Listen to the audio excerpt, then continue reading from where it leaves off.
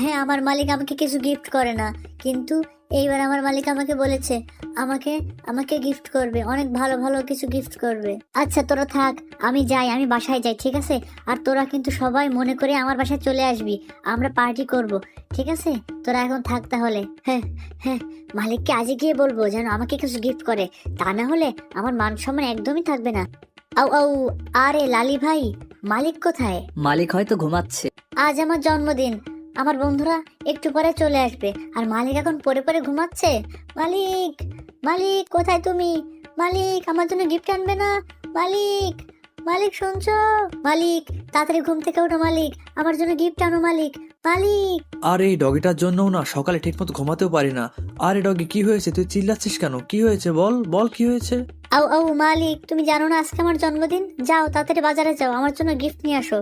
আমার বন্ধুরা একটু পরে চলে আসবে, আর ওরা যদি এসে দেখে তুমি আমার জন্য গিফট আনোনি, তাহলে আমার মান সম্মান চলে যাবে।